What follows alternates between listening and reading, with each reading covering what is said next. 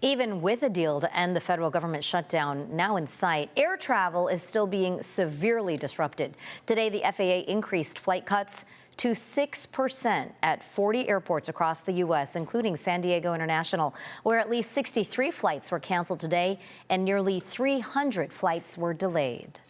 And today, Transportation Secretary Sean Duffy warned that those disruptions will become massively worse by the end of the week if the House doesn't vote to reopen the government. CBS 8's Richard Allen is here with how long it could take for air travel to return to normal, as well as how flying over the Thanksgiving holiday could be impacted. Well, that's right. A lot of people keeping their eyes on this, you guys. Now, today, as you said, the FAA ordered the cancellation of 6% of all flights at 40 of the nation's airports, including at San Diego International. And even with the government potentially reopening in the coming days, those forced cancellations are still on track to increase to 10% this Friday to help ease the burden on the system, leading to increased uncertainty among flyers. I just hate it, but there's nothing really that we can do about it. We're just being held hostage, really. As the government shutdown approaches its 43rd day, airline passengers continue to feel the impact. We weren't sure what was going to happen. So we checked out other options, driving back to Boston, taking a train back to Boston, but it looks pretty good, so we took a chance. At San Diego International, there were at least 3 dozen cancellations and more than 40 delays, according to FlightAware, among the 1,200 flights that were canceled nationwide today. Throughout the country, there have been nearly 40,000 flight delays and 10,000 cancellations since Friday, as many air traffic controllers who missed their second paycheck today continue to call out sick. And those travel disruptions are expected to continue for some time, even if the House votes to reopen the government on Wednesday. I'm concerned that we're not going to have on day one controllers come back into the towers right away. I'm asking them to do that.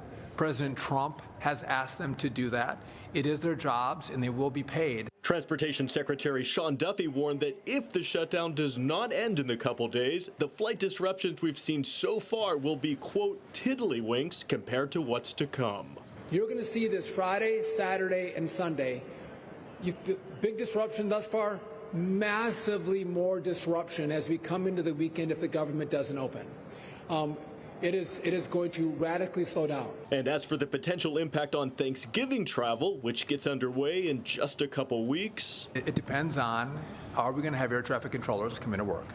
And if we have the controllers showing up. Still, Duffy sounded more optimistic about upcoming holiday travel, stressing that delays and cancellations due to weather or mechanical issues are beyond the government's control. With regard to controlling the airspace, we'll be up and running. Exactly how swiftly air travel could return to normal, though, is not clear, with the FAA's plans to increase forced cancellations to 10% on Friday still in place. We're going to continue to manage through this crisis, hopefully get the government open, and hopefully get controllers back in towers and getting America back in the skies and flying safely.